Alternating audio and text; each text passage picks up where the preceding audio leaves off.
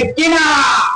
যেই স্বৈরাচারী শাসক 5 আগস্টে পালিয়ে গেছে, ওকে ধরে নিয়ে এসে রিমান্ডে দিয়ে শোনেন, ও বলতে আমরা ইসলামকে ফাঁসি দিয়েছি, ইসলামী আন্দোলনকে স্তব্ধ করতে চেয়েছি, শুধুমাত্র অবৈধভাবে 41 সাল পর্যন্ত ক্ষমতায় থাকার জন্য। ঠিক কিনা বলেন?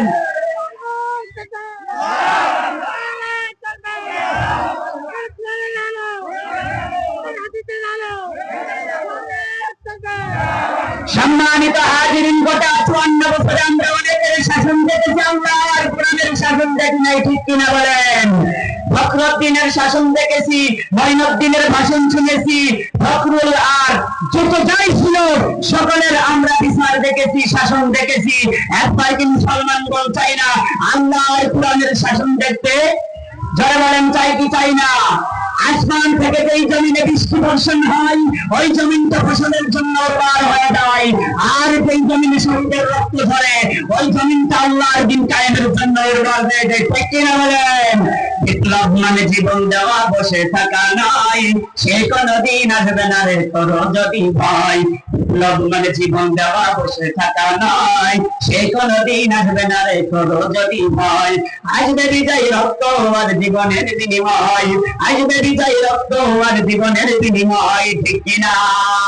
সম্মানিত হাজিরিন, আমরা ওয়াজ মাহফিলে আসলে যখন ইসলাম শাসন ব্যবস্থার কথা বলা হয়, আল্লাহর কোরআনের শাসনের কথা বলা হয়, সংসদ থেকে নিয়ে রান্নাঘর পর্যন্ত, রান্নাঘর থেকে নিয়ে পার্লামেন্ট পর্যন্ত, আমরা যখন আল্লাহর কোরআনের আইন চাই, তখন এই মুসলমান গুলো বলে হ্যাঁ হুজুর ঠিক আছে। আর যখন নির্বাচনের সময় আসে, 2 টাকার চা, 3 টাকার সিগারেট আর এই যে 1-2 টাকার বিস্কুট খাওয়ার পরে আমাদের ইমানটা বিক্রি হয়ে যায়। ঠিক কিনা বলেন?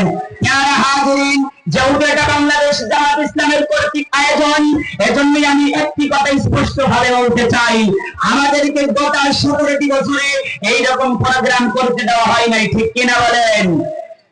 আমাদের আয়োজন রেডি, বক্তা রেডি, প্যান্ডেল রেডি, সব কিছু রেডি। এলাকার কারা মস্তান এসে বলেছে মাহফিল হবে না। ঠিক কিনা বলেন? মেম্বার অনুমতি দিলে চেয়ারম্যান মাহফিল বন্ধ করে দেয়, চেয়ারম্যান অনুমতি দিলে এমপি বন্ধ করে দেয়, এমপি অনুমতি দিলে এসপি বন্ধ করে দেয়, এসপি অনুমতি দিলে ডিসি বন্ধ করে দেয়। কথা বলেন ঠিক কিনা? এরকম পরিবেশ থেকে আল্লাহ আমাদেরকে উদ্ধার করেছেন, বলে আলহামদুলিল্লাহ। সম্মানিত হাজিরিন, গত 54টি বছরে আমরা অনেকের শাসন দেখেছি, একবার মন চাই আল্লাহর কোরআনের শাসন দেখতে।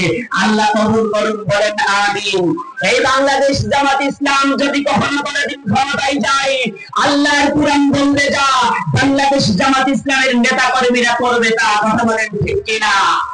আমরা বিগত দিনে যে শাসন ব্যবস্থা দেখেছি, যে একজন চুরি করলে তাকে সামান্য কিছু টাকা জরিমানা করা হয়েছে, এই জরিমানা দেখে, এই বিচার ব্যবস্থা দেখে চোর বাইরেছে না কমেছে? তাই ধরে বলেন বাইরেছে না কমেছে? আর আল্লাহর কোরআন অনুযায়ী যদি একজন চোরকে ধরে,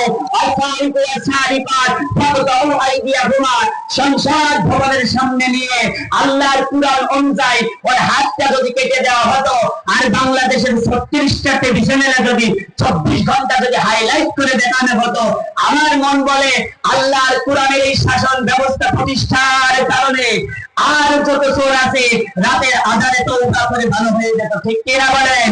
বড় আফসোস আর পরিতাপের বিষয়, যখন স্বৈরাচারী শাসক হাসিনা মুসলমানদেরকে, ইসলামী আন্দোলনের কর্মীদেরকে ফাঁসির কাস্টে ঝুলিয়েছে, মুসলিম ভাইদের বুকে গুলি করেছে, ওই সময় বাংলাদেশের অনেক সাংবাদিকরা, অনেক মিডিয়ারা, অনেক টিভি চ্যানেলরা, ভারতের দূষণরা, ভারতের দালালরা, তারা দেখিয়েছে চাঁপাইনবাবগঞ্জের কোন যুবক লেবু চাষ করে বাম্পার পূরণ করেছে, এগুলো দেখিয়েছে। ঠিক কিনা বলেন?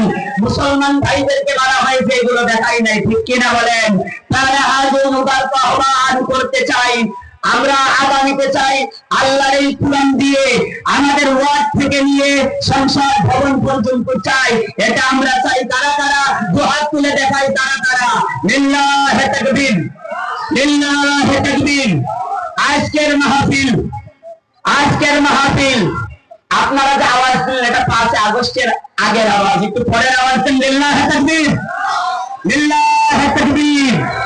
সম্মানিত প্যারা হাজিরিন, আল্লাহ রাব্বুল আলামিনের রাসূল এই পৃথিবীতে এসেছিলেন যত ধর্ম, যত মর্ম, যত মত ছিল, সব কিছুকে ভেঙে চুরমার করে দিয়ে ইসলামটাকে বিজয় করার জন্য, ঠিক কিনা বলেন? প্যারা হাজিরিন, এই বাংলাদেশ জামাত ইসলাম দুইটা লক্ষ্য নিয়ে কাজ করে। একটা হলো সৎ লোকের শাসন, আল্লাহর আইন আর সৎ লোকের শাসন। আরেকটা হলো নবী পাক সাল্লাল্লাহু আলাইহি সাল্লামের আদর্শ এই বাংলার জমিনে প্রতিষ্ঠা করতে চাই, ঠিক কিনা বলেন? বাংলাদেশ জামাত ইসলামের মূল লক্ষ্যই হলো আল্লাহর জমিনে আল্লাহর আইন চলবে, আল্লাহর বিধান চলবে, ঠিক কিনা বলেন? আল্লাহ আমাদেরকে কবুল করুন, তৌফিক দান করেন, বলেন আমিন।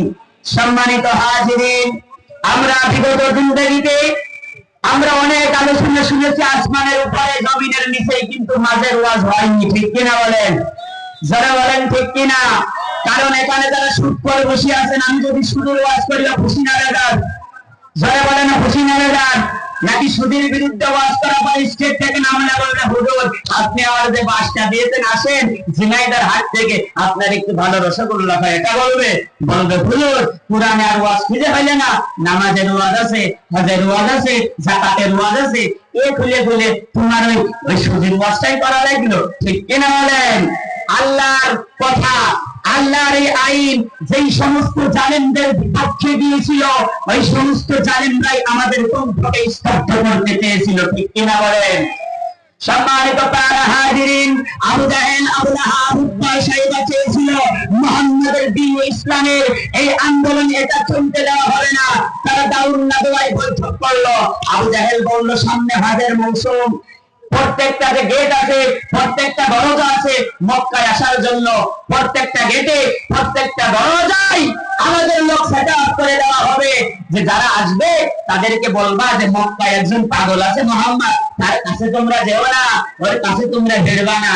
এলাকার লোকজন বলে আরে আজ করি আর না করি ওই পাগলটা না দেখে যাবো না, জোরে বলি সুবহানাল্লাহ। প্যারা হাজিরিন, লোকজন আসলো, দলে দলে মুসলমান হয়ে গেল। সমাজে একটা কথা আছে, পাগল সাকল ঝাঁকাস নিয়ে পাগল বলে মনে করে দিল, ঠিক কিনা বলেন? আবু জাহেল, আবু লাহাব, উতবা চেয়েছিল প্রচার, আল্লাহ করে দিয়েছেন প্রচার।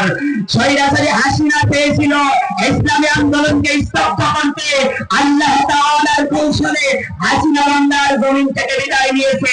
18 কোটি মানুষের অন্তরে অন্তরে জামাত ইসলামের মহব্বত, ভালোবাসা আল্লাহ তাআলা ঢুকিয়ে দিয়েছেন, কথা বলেন ঠিক কিনা? আল্লাহ রাব্বুল আলামিন আমাদের প্রত্যেককে কবুল করুন, আজকের এই মাহফিল কবুল করুন। যে কথাগুলো বললাম আল্লাহ আমাদের বাস্তব জীবনে আমল করার মতো তৌফিক দান করেন। আখির দাওয়ানা আলহামদুলিল্লাহি রাব্বিল আলামিন। আসসালামু আলাইকুম ওয়া রাহমাতুল্লাহি ওয়া বারাকাতুহু। আলহামদুলিল্লাহ, এতক্ষণ